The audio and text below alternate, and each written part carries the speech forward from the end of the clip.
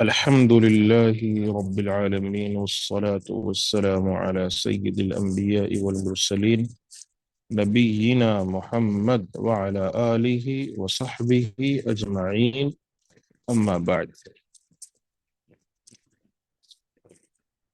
تجوید کے تعلق سے ہمیں اور آپ کو پڑھنا ہے. سب سے پہلے تجوید میں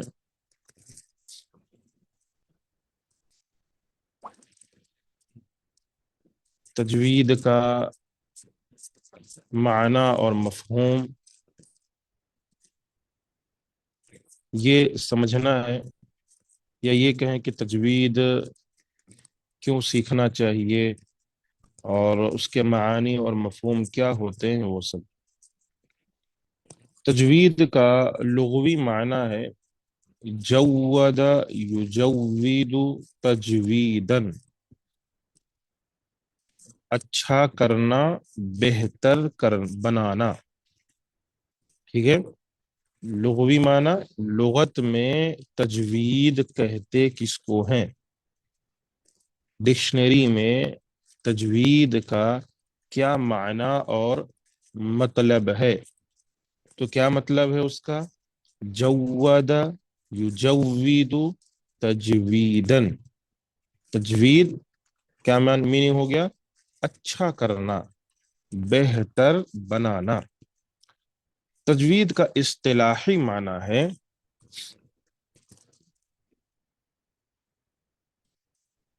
حروف کو ان کے مخارج اور کلمات کو اس کے صفات کے ساتھ ادا کرنا. حروف کو جو مخارج ہیں، جہاں جہاں سے الفاظ کو نکالنا ہے وہاں سے الفاظ نکال کر پڑھنا. جیسے اکثر غلطی ہوتی ہے قاف اور کاف میں. قاف کو خاف کرتے ہیں، ٹھیک ہے، قاف پڑھو تو بولتے ہیں خاف خاف، یا پھر کاف، اس کو بھی کاف پڑھ دیتے ہیں، جبکہ دونوں کے مخرج الگ ہیں. نکلنے کی جو جگہ ہے ہمارے منہ سے، جہاں سے وہ نکلنا چاہیے، ان کا مقام دونوں کا الگ الگ ہے، انداز الگ ہے. جیسے بڑی ہا ہے ہا، ٹھیک ہے، اور ایک چھوٹی ہا ہے ہا، جبکہ دونوں ایک جیسے ہیں لیکن نہیں، ان کے مخارج الگ ہیں. جو نکلنے کی جگہ ہے ہا، وہ گلے کے جو نیچے کا حصہ ہوتا ہے وہاں سے وہ نکلتا ہے ہا ہا، لیکن وہی ہا جو ہے گلے کے اوپری حصے سے ہم بولتے ہیں. تو دونوں میں فرق ہے، اسی کو تجوید کہا جاتا ہے. مخارج کو، حروف کو ان کے مخارج کے ساتھ نکالنا، یعنی جہاں سے نکالنا ہے، جیسے کرنا ہے ویسے، اور کلمات کو اس کے صفات کے ساتھ ادا کرنا، یعنی جو کلمہ ہے ویسے ہی ادا کرنا. اکثر بڑی غلطیاں حروف کے مخارج اور صفات درست نہ ہونے کی وجہ سے ہوتی ہیں. وجہ کیا ہے؟ اسی وجہ سے ہمیں چاہیے کہ مخارج اور صفات میں ماہر ہونے کو ہی کیا بولتے ہیں؟ حقیقت تجوید. تجوید کی حقیقت کیا ہے؟ حروف، مخارج اور صفات میں اچھا ہونا. اور تجوید کے اندر ایک شخص بڑے خوبصورت انداز سے قرآن کی تلاوت کر رہا ہے، بہت بہترین انداز سے، سن کر دل خوش ہو جا رہا ہے، لیکن اس کے پاس تجوید کا ایک بھی علم نہیں ہے. اور تجوید کہتے کس کو ہیں اس کی تلاوت سے معلوم ہو رہا ہے کہ اس کو نہیں معلوم. تو ہم کہیں گے اس کا یہ خوبصورت پڑھنا کسی فائدے کا کام نہیں رہا، کیونکہ اسے تجوید سے قرآن مجید پڑھنا نہیں آتا. تجوید اصل ہے، ٹھیک ہے. ہاں، تجوید کے ساتھ اگر آواز میں خوبصورتی ہو، لہجے میں، پڑھنے میں، انداز میں خوبصورتی ہو، بہت خوب، بہت اچھی بات ہے، لیکن ہمارے پاس آواز دیکھی جاتی ہے، کتنی خوبصورت آواز ہے ان کی، یہ نہیں پوچھا جاتا تجوید کتنی اچھی ہے، نہیں بھائی ان کی آواز دیکھے آپ، کیا بہترین آواز کے ساتھ پڑھتے ہیں وہ، تجوید نہیں معلوم وہ صاحب جو ہے جہاں مد نہیں ہے وہاں مد کر رہے ہیں، جہاں کیا کہتے ہیں کاف پڑھنا ہے وہاں قوف پڑھ رہے ہیں، جہاں ہا پڑھنا ہے وہاں ہا پڑھ رہے ہیں، جہاں ہا پڑھنا ہے وہاں ہا پڑھ رہے ہیں، ٹھیک ہے، جہاں خا پڑھنا ہے وہاں قاف پڑھ رہے ہیں، لیکن تجوید اچھا، کیا کہتے ہیں پڑھنے کا انداز اچھا ہے تو بہت خوبصورت پڑھ رہے ہیں، نہیں یہ طریقہ صحیح نہیں ہے، بلکہ تجوید کے ساتھ پڑھنا قرآن مجید کے لیے، قرآن مجید پڑھنے میں یہ ضروری ہے، یہ ایک حق ہے ہمارا۔ تجوید سے پڑھنے کا حکم اللہ رب العالمین نے ارشاد فرمایا، وَرَتِّلِ الْقُرْآنَ تَرْتِيلًا، قرآن کو ترتیل کے ساتھ پڑھو، ٹھہر ٹھہر کر، آرام سے، سکون سے، اطمینان سے پڑھو، ورنہ جلدی پڑھنا یا بغیر تجوید کے ساتھ پڑھنا یہ قرآن مجید کے تقدس کو مجروح کرنے کے برابر ہے، یعنی قرآن کا ہم قدر نہیں کر رہے ہیں، قرآن کو جیسے پڑھنا چاہیے ویسے نہیں پڑھ رہے ہیں۔ ترتیل کا مطلب تجوید کے تعلق سے جو باتیں چل رہی ہیں اس میں ترتیل ہم نے پڑھا نا، ورتل القرآن ترتیلا، تو ترتیل کہتے کس کو ہے، اس کا مطلب بیان کیا جا رہا ہے، علی رضی اللہ عنہ نے اس کا معنی یوں بیان کیا، هو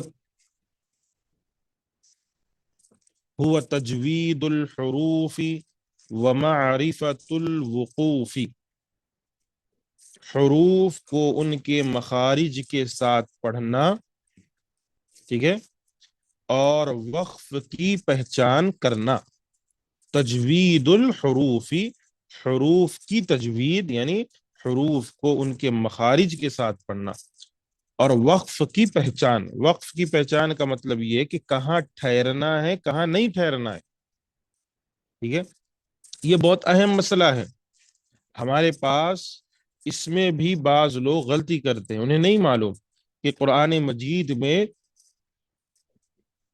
جب ہم پڑھ رہے ہیں تو کہاں ٹھہرنا ہے، اچھا جہاں نہیں ٹھہرنا ہے وہاں پیچھے سے ملا کر کیسے پڑھنا ہے، پیچھے سے ملا کر کیسے پڑھنا ہے، جیسے مثال کے طور پر ورتل القرآن ترتیلا ہے، تو کوئی بندہ جو ہے ورت یہاں رک جائے، ورت بعد میں سانس توڑ کے پھر پڑھے تل القرآن ترتیلا، ہوگا صحیح ہوگا؟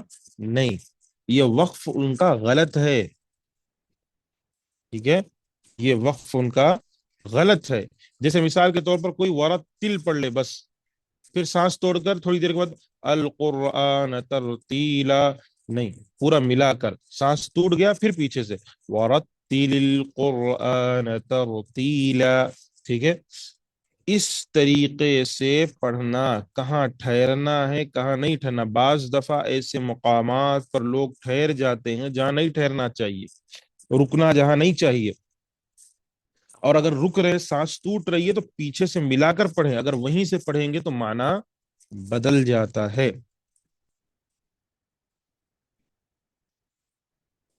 عبداللہ بن مسعود رضی اللہ عنہ فرماتے ہیں، جودو القرآن، قرآن کو تجوید کے ساتھ پڑھو، قرآن مجید کو تجوید کے ساتھ، قرآن کے مخارج وہ صفات نہ معلوم ہو تو اس میں لحن یعنی غلطی ہونے کا اندیشہ ہے، جس سے گناہ مل سکتا ہے، ٹھیک ہے، غلطی ہونے کا اندیشہ ہے، اس کی وجہ سے گناہ بھی مل سکتا ہے، اس لیے تجوید سیکھنا ضروری ہے۔ لحن کہتے کس کو ہے؟ قبل اس کے کہ ہم پڑھیں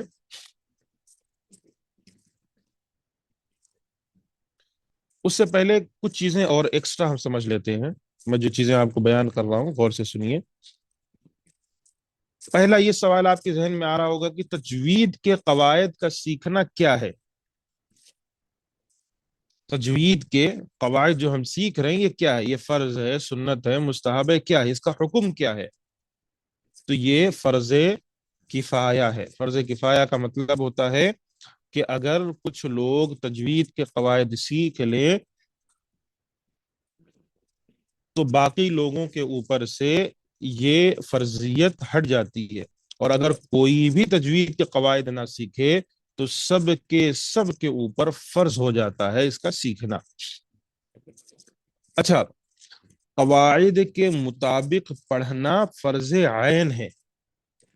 سمجھ میں آپ کو؟ قواعد جو ہیں، جو قاعدے ہیں تجوید کے، جس کے حساب سے ہمیں پڑھنا ہے، جو مخارج ہیں، جو حروف، ان کے حساب سے ہر مسلمان کے اوپر فرض عین ہے، یعنی ضروری ہے ہر مسلمان کے لیے کہ وہ پڑھے۔ ویسے ہی ہر شخص پر واجب ہے، کیونکہ وجہ کیا ہے اس کی؟ قرآن مجید کی تلاوت ایک عبادت ہے، اور ہر عبادت کی مخصوص کیفیت ہوتی ہے، اسی انداز سے اس عبادت کو کرنا ہمارے لیے ضروری ہوتا ہے۔ جیسے قرآن کی تلاوت کر رہے ہیں، یہ ایک عبادت ہے، ثواب مل رہا ہے نا اس میں، تو اس کی ایک مخصوص کیفیت ہے۔ وہ کیا ہے؟ کہ تم قرآن تجوید کے ساتھ پڑھو، بغیر تجوید کے قرآن مجید نہیں پڑھنا ہے۔ قواعد سیکھنا ہر شخص پر فرض ہے، ضروری۔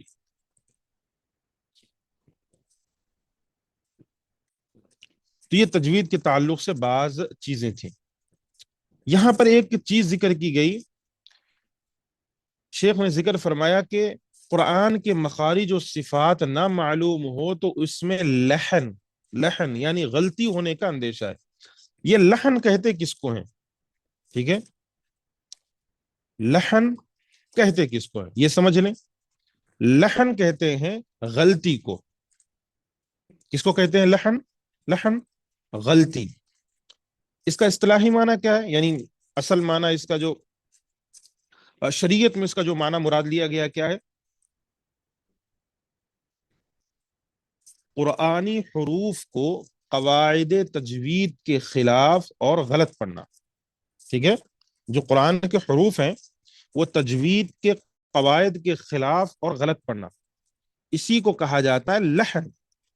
اور لحن کے دو قسم ہیں۔ آپ کو لحن سمجھ میں آ گیا نا؟ غلطی یعنی قرآن مجید میں جیسے پڑھنا ہے ویسے نہ پڑھنا بلکہ غلطی کرنا۔ اس کی دو قسمیں ہیں، ایک ہے لحن جلی، دوسرا ہے لحن خفی۔ لحن جلی کہتے کس کو ہے؟ لحن جلی کہا جاتا ہے مخارج و صفات لازمہ اور حرکات و سکنات میں غلطی کرنا۔ ٹھیک ہے، جیسے مثال کے طور پر مخارج، جیسے آواز، جہاں سے آواز نکلتی ہے، وہ صفات لازمہ یعنی جو صفت اس کے لیے لازم ہے، اس کے اندر کوئی شخص زبر زیر پیش کے اوپر غلطی کر رہا ہے۔ ٹھیک ہے، جہاں زبر لگانا ہے وہاں زیر لگا رہا ہے، جہاں زیر لگانا ہے وہاں پیش لگا رہا ہے، جہاں پیش لگانا ہے وہاں زبر لگا رہا ہے، تو اسے ہم کہتے ہیں لحن جلی۔ کیا کہتے ہیں؟ لحن جلی یعنی نمایاں غلطی، واضح غلطی جو ہمیں نظر آ رہی ہے۔ ہم جب جو کوئی پڑھ رہا ہے تو ہم اسے بتا رہے ہیں، جیسے مثال کے طور پر کوئی پڑھے ایاک نعبد، یہ ہے نا، ایاک نعبد و ایاک نستعین۔ اب کوئی قرآن پڑھ رہا ہو، نماز پڑھا رہا ہو اور آپ سن رہے ہوں تو وہ پڑھ رہا ہو ایاک نعبد و ایاک، تو یہ کیا ہے؟ یہ لحن جلی ہے، واضح غلطی ہے۔ نعبدو کے اندر کھینچنا نہیں ہے، نہ دال کے بعد وو آیا تو نعبدو پڑھیں گے، بس نعبدو نہیں پڑھیں گے ایسے۔ جیسے الحمد للہ، الحم ہم ہم ہا ہے۔ اب کوئی پڑھتے وقت قرآن مجید یا سورہ فاتحہ جب پڑھ رہا ہے تو وہ الحم کے بجائے الحمد، الحمد، یہ لحن جلی ہے، واضح غلطی ہے۔ ठीक है, बड़ी हा को छोटी हा से मिला दिया गया, बदल दिया गया, तो इसे क्या कहा जाता है? लहने जली, वाज़ेह गलती। लहन की दो किस्में मैंने आपको बयान की, एक लहने जली, दूसरा लहने खफी। तो लहने जली में गलती वाज़ेह होती है, ठीक है, किसी हर्फ को बदल ही दिया जाता है, जैसे अलहम में हा को बदल दिया गया छोटी हा से, और किसी हर्फ को कम कर दिया जाता है। कई दफा एक हर्फ जो होता है ना, उसे कम कर दिया जाता है और अलग अंदाज से पढ़ा जाता है। जैसे मिसाल के तौर पर इय्याका, इय्याका, समझ में आया आपको? ये सही है, वाज़ेह है। अगर कोई शख्स इय्याका के बजाय इय्याका, इय्याका नअबुदु व इय्याका नस्तईन ऐसे पढ़े, तो इसे क्या कहेंगे? लहने जली है। क्यों? क्योंकि या के बाद अलिफ आता है, या का है वो, या के बाद अलिफ आता है, लेकिन वो या के बाद सीधा काफ मिला रहा है, एक हुर्फ को वो हजफ कर दे रहा है, खत्म कर दे रहा है, पढ़ नहीं रहा है। ये वाज़ेह गलती है, इसे क्या कहा जाता है? लहने जली। समझ में आया आप सबको? या मिसाल के तौर पर किसी हरकत को या किसी सुकून को, यानी जबर जेर पेश को एक के मतलब जहां पढ़ना है वहां पढ़ने के बजाय उसकी दूसरे मकाम पर पढ़ा जा रहा है। जैसे अनअमता है, ठीक है, अनअमता है, क्या है? अन, अन, नून के ऊपर क्या आ रहा है? सुकून। सुकून का मतलब जज्म आ रहा है, सही है। अनअमता अलैहिम, तो अन के बजाय अगर कोई शख्स ये पढ़े अना अमता, अना, अना, ठीक है, या फिर अनअम, अनअमता के बजाय अनअम तू पढ़ दे, ठीक है, अनअम तू पढ़ दे, वाज़ेह गलती हो जाएगी। ये वाज़ेह गलती है, ता के ऊपर जबान आने के बजाय तू, इसकी वजह से बहुत बड़ी गलती हो जाती है। समझ में आया आप सबको? तो ये तरीका, जैसे मिसाल के तौर पर इह, इह, इह, हा के ऊपर जो है, इह दीन सिरातल मुस्तकीम की जो हा है ना, उस हा के ऊपर जज्म है, सुकून है। अगर कोई शख्स इह दीन सिरातल मुस्तकीम के बजाय इही, इही दीन सिरातल मुस्तकीम पढ़े, समझ में आ रहा है आपको? इह दीन सिरात के बजाय इही दिना, इही दिना, हा के नीचे जेर लगा दे रहा है वो, तो ये लहने जली है, वाज़ेह गलती है। तो ये लहने जली की अकसाम आपको बयान करो। कभी हुर्फ बदल दिया जाता है, जैसे बड़ी हा को छोटी हा से बदल दिया जाता है। कभी कोई हर्फ को बढ़ा दिया जाता है, ठीक है, नाबुदू में नाबुदू पढ़ दे रहे हैं। कभी कोई हर्फ कम कर दे रहे हैं। कभी जहां जबर लगाना है वहां के बजाय किसी और मकाम पर जबर लगा दे रहे हैं, या जहां जेर लगाना है वहां उसको छोड़कर कहीं और लगा दे रहे हैं। जैसे इहदीना है, हा के ऊपर जज्म है, पढ़ते वक्त कोई कहे इहीदीना सिरातल मुस्तकीम, तो ये वाज़ेह गलती है।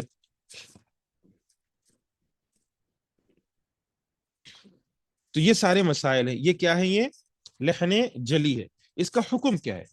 हम पढ़ चुके हैं, मैंने अभी आपको पढ़ाया लहन के ताल्लुक से। लहने जली का हुक्म क्या है? तो मैं आपको बताऊं, लहने जली हराम है।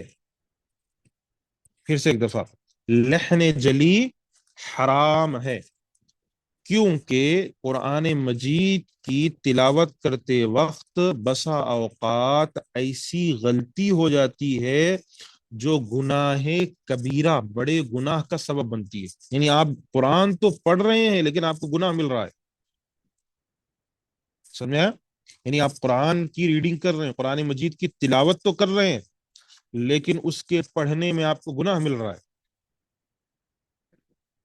तो ये कई दफा ये हो सकता है, अगर इंसान को तजवीद के कवायद मालूम हो, सब मालूम हो, उसके बावजूद वो जानबूझकर ऐसी गलती कर रहा हो, तो इसका मतलब क्या है? इसका मतलब ये है कि ये एक हराम काम कर रहा है। जैसे मैंने आज आपको बता दिया کہ الحم ہے، الہم نہیں ہے. تو اگر یہ جاننے کے باوجود، آپ کو معلوم ہونے کے باوجود، آپ دوبارہ جا کر الحم کے بجائے الہم پڑھ رہے ہیں، یہ حرام کام کر رہے ہیں آپ، یہ غلطی کر رہے ہیں آپ، کیونکہ آپ کے علم ہو چکا. جیسے میں نے آپ کو بھی بتایا، اہدین الصراط ہے، ہا کے اوپر جزم ہے. اب آپ اپنے گھروں میں جب نماز پڑھنے لگے تو آپ اہدین الصراط کے بجائے اہدین الصراط المستقیم پڑھیں. آپ غلطی کر رہے ہیں، آپ حرام کام کر رہے ہیں. کیوں؟ کیونکہ اب تو آپ کو معلوم ہو گیا، اس کے بعد جان بوجھ کر یہ غلطی ہو رہی. تو قرآن مجید کے اندر لحن جلی بہت بڑی غلطی ہے. بعض یا بسا اوقات بعض اہل علم جو ہے، جیسے احناف کے پاس غالباً یہ چیز ہے کہ اگر کوئی لحن جلی واضح غلطی جو ہے اگر کرتا ہے جان بوجھ کر، تو اس کی نماز ہی نہیں ہوتی، یا اس کے پیچھے نماز ہی نہیں پڑھ سکتے. تو یہ سارے معاملات ہیں. لیکن کسی سے بھول چوک سے، نہ لا علمی سے ہو گیا تو کوئی معاملہ نہیں ہے. لیکن اگر اس کے پاس اس کے بعد علم آ گیا تو اب وہ غلطی نہیں کر سکتا، اور علم حاصل کرنا اس کے اوپر ضروری ہے. قرآن مجید کو اپنی منمانی کے اعتبار سے آپ نہیں پڑھ سکتے. لحن جلی آپ کو سمجھا دیا میں. اب ایک ہے لحن خفی. لحن جلی کیا تھا؟ واضح غلطی، کھلی ہوئی غلطی جو نظر آ رہی ہے. یعنی آپ تلاوت کریں، میں وہ غلطی پکڑ سکتا ہوں، میں بول سکتا ہوں آپ یہاں غلطی کر رہے ہیں، یہ لحن جلی ہے.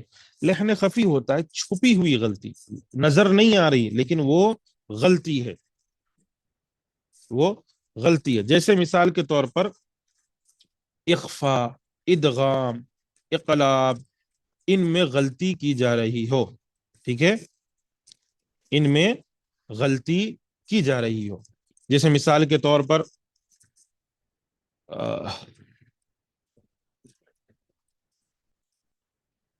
انا اعطیناک الکوثر،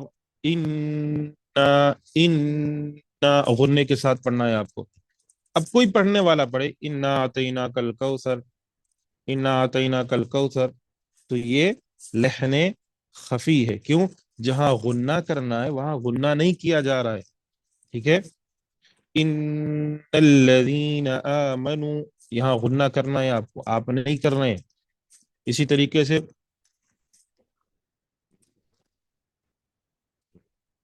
القاریہ ما القوم ادراک ما یوم یکون الناس کالفراش المبثوث وتكون الجبال كالعهن المنفوس فأما من ثقلت، یہاں کیا کرنا ہے؟ اخفا کرنا ہوتا ہے. من ثقلت، من غنہ کا اخفا کر رہے ہیں. اور اسی کے بعد ایک آتا ہے وَأَمَّا مَنْ خَفَّتْ، من خفت، یہاں غنہ نہیں کر رہے ہیں ہم. اس سے پہلے میں من ثقلت، یہاں غنہ کر رہے ہیں. ٹھیک ہے، اخفا کر رہے ہیں اصل میں. اور یہاں پر کیا کر رہے ہیں؟ اخفا نہیں کر رہے، اظہار کر رہے ہیں. من خفت، نون کو ظاہر کر کے پڑھ رہے ہیں. من خفت، غنہ نہیں کر رہے. کیوں؟ یہاں اظہار ہے. وہ سارے معاملات آئیں گے آگے انشاءاللہ، سمجھ میں آئے گا. بس سمجھانے کا مطلب کہ غنہ، اخفا، مدہ، جہاں کھینچنا ہے وہاں کھینچ نہیں رہے ہیں، جہاں نہیں کھینچنا ہے وہاں کھینچ رہے ہیں. یہ ساری چیزیں کیا ہوتی ہیں؟ لحن خفی ہوتی ہیں. امید ہے مسئلہ آپ کو سمجھ میں آ گیا ہے. ٹھیک ہے، تو لحن کی میں نے آپ کو مسائل بتائے. دو قسمیں ہیں، لحن جلی، لحن خفی. لحن جلی کا حکم حرام ہے، لحن خفی کا حکم مکروہ ہے. ٹھیک ہے، لحن خفی مکروہ ہے. لحن جلی واضح غلطی جو نظر آ رہی ہے، لحن خفی یہ واضح غلطی نہیں ہوتی، چھپی ہوئی غلطی ہوتی ہے. چلیے آگے بڑھتے ہیں. تلاوت قرآن میں تعوذ اور تسمیہ کا طریقہ کیا ہوتا ہے؟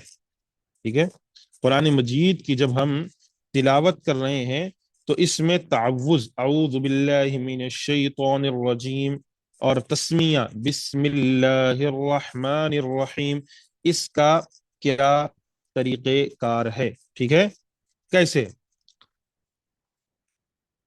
تو آغاز تلاوت تعوذ اور تسمیہ دونوں پڑھیں. جب آپ تلاوت شروع کریں قرآن مجید، جب آپ اسٹارٹ کریں، یعنی مثال کے طور پر ابھی آپ سے میں کہوں کہ آپ سورہ اخلاص سناؤ، تو ابھی جو طالبہ سنائیں گی وہ بسم اللہ سے شروع نہیں کریں گی، بلکہ وہ اعوذ باللہ من الشیطان الرجیم بسم اللہ الرحمن الرحیم یہاں سے اسٹارٹ کریں گی۔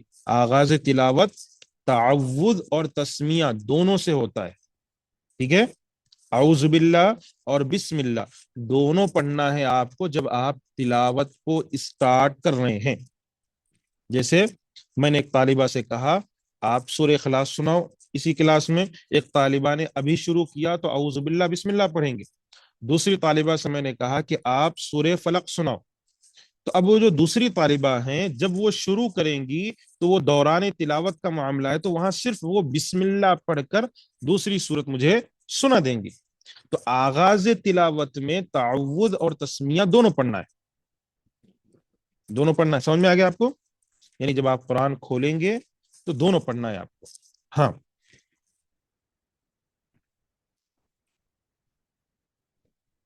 اب دوران تلاوت، دوران تلاوت سورہ آ جائے صرف تسمیہ پڑھیں، یعنی تلاوت جاری ہے، پڑھا جا رہا ہے، اب ایک نیا سورہ آیا تو اب صرف بسم اللہ پڑھنا ہے۔ جیسے میں نے ابھی آپ کو سمجھایا کہ کلاس میں ہوں، آپ سے ایک طالبہ سے میں نے ابھی کہا کہ مجھے جو ہے آپ سورہ اخلاص سناؤ، تو ایک طالبہ نے کہا کہ میں سناؤں گا، انہوں نے اعوذ باللہ اور بسم اللہ پڑھا، تو یہ پڑھنا ہی ہے، ٹھیک ہے؟ اعوذ باللہ اور بسم اللہ پڑھنا ہے۔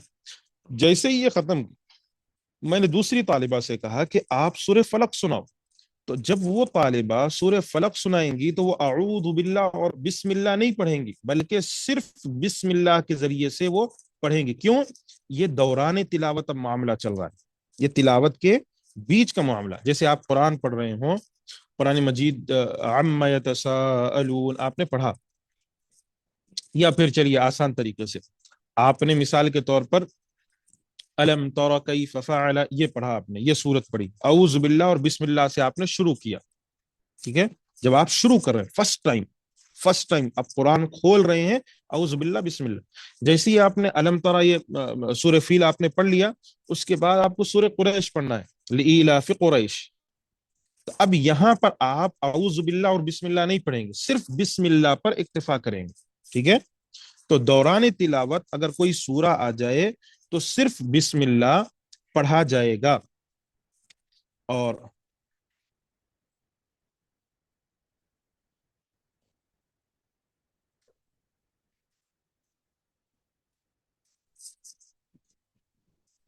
سمجھ میں آیا آپ سب کو؟ یہ معاملہ ہے۔ اب اس کے بعد دوران تلاوت وقفہ ہو جائے تو صرف تعوذ پڑھیں، ٹھیک ہے؟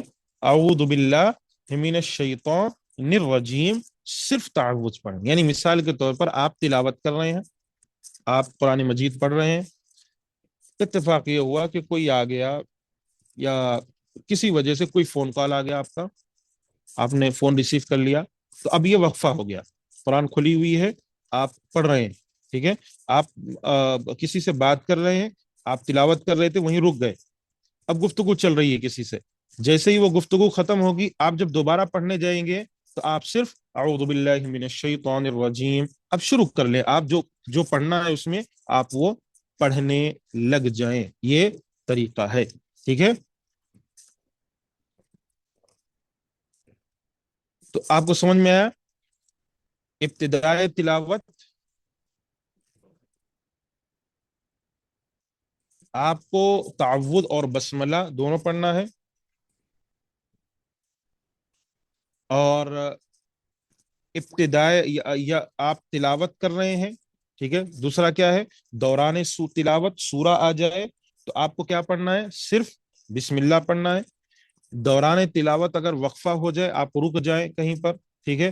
پھر آپ وہیں سے آپ پڑھ رہے ہیں، جیسے مثال کے طور پر آپ قرآن مجید کی تلاوت کر رہے تھے، تبارک الذی بیدہ الملک وہو علی کل شیء قدیر الذی خلق الموت والحیاة لیبلوکم، اسی میں آپ کو کال آ گیا، یہیں آپ پڑھے تھے، یہاں کال آ گیا آپ کو کسی کا، یا کوئی آ گیا آپ کو کچھ پوچھنے کے لیے اور وہ وقفہ ذرا لمبا ہو گیا، اگر تھوڑا سا وقفہ ہے 1 2 سیکنڈ یا 1 منٹ کے اندر، 1 منٹ کا تو کوئی حرج کی بات نہیں، آپ ڈائریکٹ پڑھ لیں، کوئی مسئلہ نہیں۔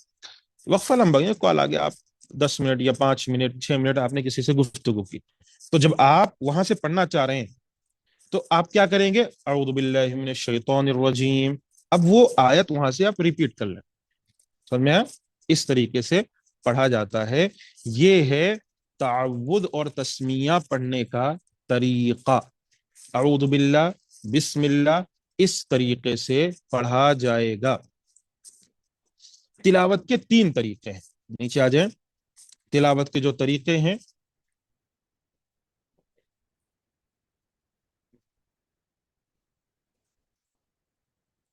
یہ ہم پڑھ لیتے ہیں۔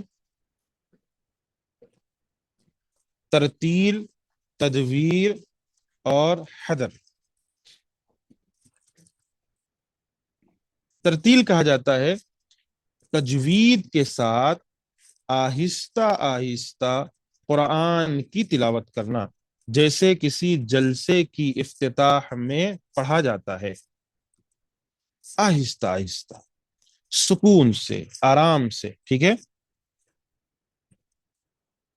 ٹھہر ٹھہر کر، جلسوں میں کیسے پڑھا جاتا ہے؟ آپ نے کبھی کوئی جلسہ ہو، یا جیسے ہم مثال کے طور پر کوئی انجمن کرتے ہیں، یا پھر جیسے آن لائن کوئی ہمارا جو پروگرام ہو، ہاں، تو اس موقع پر کوئی طالبہ جب تلاوت کرتی ہیں تو ٹھہر ٹھہر کر سکون سے پڑھتی ہیں، اسے کیا کہا جاتا ہے؟ ترتیل، ٹھیک ہے؟ اور اس کے بعد ہے تدویر، قرآن کی تلاوت تر ہاں، قرآن کی تلاوت کیسے کرنا ہے؟ تجوید کے ساتھ ترتیل کے مقابلے میں تھوڑا تیز پڑھنا، جیسے باجماعت نماز میں پڑھا جاتا ہے، ٹھیک ہے؟ سکون سے، ترتیل کے ساتھ، آرام سے، لیکن تھوڑا تیز پڑھتے ہیں۔ تیز کا مطلب ذرا جلدی پڑھتے ہیں، جیسے باجماعت نماز میں پڑھا جاتا ہے، کیونکہ جلسے کی افتتاح میں آپ نے دیکھا ہوگا ایک آیت کو اتنا سکون سے پڑھا جاتا ہے کہ آپ دیکھتے ہیں، لیکن جب نماز پڑھتے ہیں تو ویسا نہیں پڑھا جاتا ہے، کیوں؟ کیونکہ سب کا خیال رکھتے ہوئے اس انداز سے پڑھا جاتا ہے۔ اس کے بعد ہے حدر، تجوید کے ساتھ تدویر کے مقابلے میں تھوڑا تیز پڑھنا، جیسے تراوی میں پڑھا جاتا ہے۔ حدر کسے کہتے ہیں؟ تھوڑا سا تیز، تراویوں میں پڑھا جاتا ہے۔ آپ کبھی شیخ مسجد نبوی یا مکہ گئے ہوں، یا پھر یہاں بھی تراوی آپ پڑھیں تو آپ دیکھیے عشاء کی نماز کیسے پڑھی جاتی ہے، آرام سے، سکون سے، تدویر کے ساتھ، ٹھیک ہے؟ کوئی اس میں کچھ نہیں، لیکن جیسے ہی تراوی سٹارٹ ہوتی ہے تو پڑھنے میں تھوڑا سا رفتار آ جاتا ہے، وہی امام ہے، وہی امام صاحب ہیں، عشاء کی نماز انہوں نے کچھ الگ انداز میں پڑھائی، اب جب وہ تراوی پڑھا رہے ہیں تو جب پڑھانے میں تھوڑا انداز بدل گیا، اب کیا ذرا سا اسپیڈ آ گئی ہے پڑھانے میں۔ آپ کبھی شیخ شریم کو سنیے، شیخ شریم جب نارمل طریقے سے پڑھاتے ہیں، قرآن مجید کی تلاوت کرتے ہیں، ابھی تو نہیں ہے امام، جب کرتے تھے امامت مسجد کیا کہتے ہیں حرام میں، تو جیسے فجر کی نماز پڑھا رہے ہوں، مغرب کی نماز پڑھا رہے ہوں، عشاء کی نماز پڑھا رہے ہوں، تو ایک انداز الگ تھا۔ جیسے ہی وہ تراوی پڑھاتے تھے تو آپ ان کی پڑھنے میں ذرا سا رفتار دیکھیں گے، آپ وہ تھوڑا سا تیز رفتار سے پڑھتے تھے، لیکن وہ رفتار ایسی نہیں کہ جیسے آج کل ہمارے پاس ہوتی ہے، بس ذرا سا، تو اسے ہم کہتے ہیں یہ حدر ہے، ٹھیک ہے؟ اس انداز سے پڑھا جا رہا ہے۔ اچھا، اس کے اندر ایک اور ہے، تحقیق، ٹھیک ہے؟ شیخ نے نہیں لکھا ہے اس میں، ایک اور ہے جسے کہا جاتا ہے تحقیق۔ قرآن کی تلاوت انتہائی ٹھہراؤ اور صفائی سے کرنا، انتہائی ٹھہراؤ اور صفائی کے ساتھ، جیسا کہ یہ جو نئے نئے بچے ہوتے ہیں، نئے نئے طلبہ ہوتے ہیں، ان کو پڑھایا جاتا ہے، ٹھیک ہے؟ بالکل جیسے مثال کے طور پر اعوذ باللہ، اعوذ باللہ، اب وہ سامنے والے جو بچے ہیں وہ آپ کے ساتھ ریپیٹ کرتے ہیں، تو اسے کہا جاتا ہے تحقیق، انتہائی ٹھہراؤ اور صفائی، یعنی ایک ایک حرف کو جو ہے بالکل صفائی کے ساتھ پڑھا جا رہا ہے۔ نئے نئے جو ابھی قرآن سیکھ رہے ہیں، جن کو تجوید سیکھنا ہے، ان کو پڑھایا جاتا ہے۔ تو یہ ہے تلاوت کے 3 طریقے۔ انشاءاللہ آگے دوسری چیزیں ہم پڑھیں گے، اور جو چیزیں ہیں اللہ رب العالمین سے دعا ہے ہم سب کو اللہ رب العالمین صحیح انداز سے قرآن مجید پڑھنے والا بنائے۔ آمین، وآخر دعوانا ان الحمد للہ رب العالمین۔ السلام علیکم ورحمۃ اللہ وبرکاتہ۔